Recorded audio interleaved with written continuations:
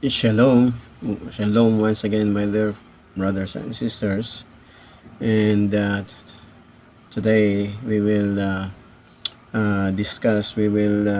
take our part two of the series of our lesson that we discussed before, and that is our response to our critic, one of our critics on our lessons that the Tanakh or the Old Testament is only for the Jews.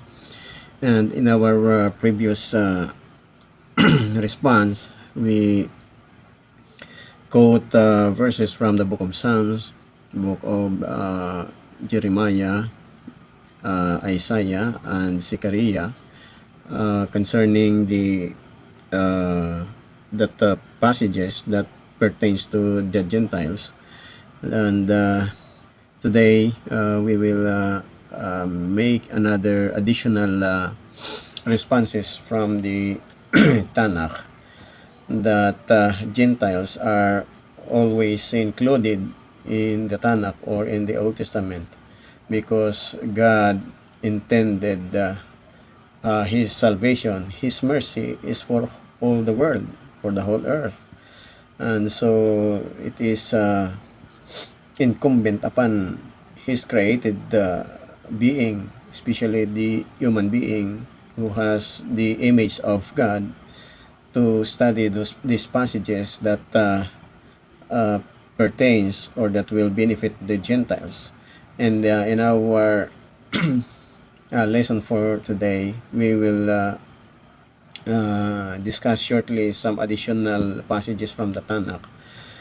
The story of Job, or in the book of Job, is that Job was not a Jew. If you read the whole book of Job, we will notice that the book of Job is it is written. However, Jewish authority included this book because it has entailed the righteousness of God that is being carried or practiced by Job. And we know that Job is not a Jew. However, this story of Job, which is a Gentile, a non-Jew, was included in the Tanakh, in the Old Testament. So how could you say that the Old Testament is only for the Jews? And the Jews included a book which was written by a Gentile, Job, or in Hebrew it's Job. And here Job was pictured or being illustrated as a righteous man. Okay, so that is why it was included in the Tanakh, because Job was a righteous man, practicing or doing what is morally upright, and this is a good lesson for a non-Jew to read how Job being tested by God, and his righteousness remains in himself, the righteousness that came from God.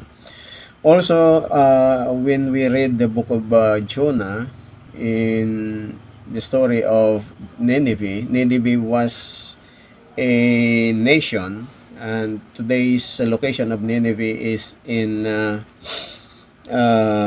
Iraq, Mosul, Iraq, and part of the Tigris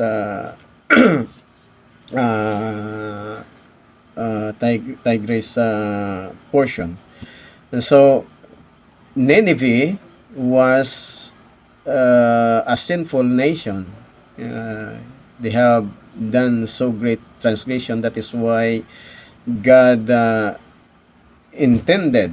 God made a decree that Nineveh will be punished, will be judged.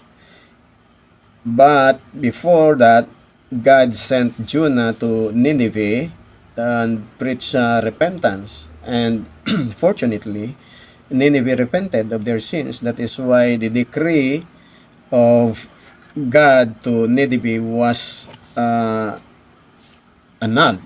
Okay, it was retracted by God because Nineveh repented. So Nineveh is a non-Jew. Okay, it does not speak that of the Jews, but these are Gentiles. It is in Iraq. So this is another response story to my critic about his assertion that the Old Testament is only for the Jews and not for the Gentiles. The book of Genesis, according to the sages, the Jewish sages, this must be studied by the Gentiles because this speaks of the Gentiles. In fact, the tribes of Noah in chapter 10, the 70 nation was mentioned there, the 70 nations. And so this book of Genesis, according to the Jewish sages, is that this is also for the Gentiles. They have to study this book, the book of Genesis, and some other portion of the Torah and the Tanakh that pertains, the passages pertains to the Gentiles. So meaning to say, Gentiles are included by the Jewish sages, by the halakha of the Jews, that they have to study the portions of the Tanakh that pertains to them. They have to study that so that they may learn how to fear God and to obey the commandments that pertains to them, precisely the 7 universal precepts that pertains to them. And we have already discussed this in some of our videos, in our lesson episode and in our channel. Also, in the book of Numbers, chapter 29, verse 12 to 13, this is the record about the Feast of Sukkot or Feast of Tabernacles. And in this passage, we can read or we can learn from this passage that the Jews are offering a total number of 70 bulls or 70 bulls for Sukkot for 7 days. So a total of 70 bulls. And according to the explanation of the sages, is that these 70 bulls is being offered by the Levites in the temple, and this offering is for the Gentiles, corresponding to these 70 bulls correspond to the 70 nations or Gentile nations. So meaning to say, according to the sages, they are offering this 70 bulls during Sukkot for the peace and salvation of the Gentiles. And since the temple the temple was destroyed by the Gentiles, so the benefits for the Gentiles was lost because of what they have done, destroying the temple in Jerusalem. And so therefore we know that these 70 bulls on Sukkot is intended for the Gentiles. All right. Another thing is that in 1 Samuel chapter 8 verse 41 to 43, Solomon dedicated the temple. The temple that he made was dedicated and he prayed to God.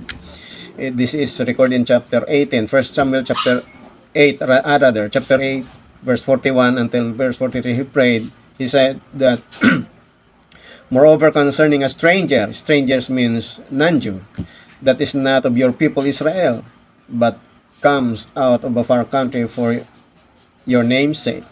In verse 42, for they shall hear your great name and of your strong hand and of your stretched out arm when he shall come and pray toward his house. In verse 43, hear thou in heaven, King Solomon prayed, your dwelling place, and do according to all the strangers calls thee for, that all peoples of the earth may know your name, to fear you, and so thy people Israel, and that they may know that this house which I have builded is called by your name.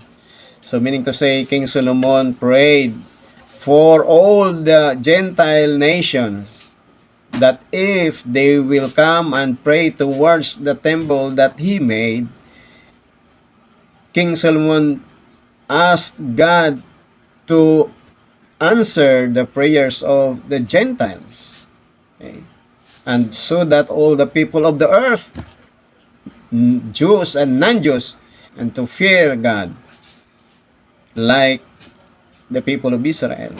So this is the prayer of King Solomon. He prayed for the Gentiles. So how can a Gentile say that they are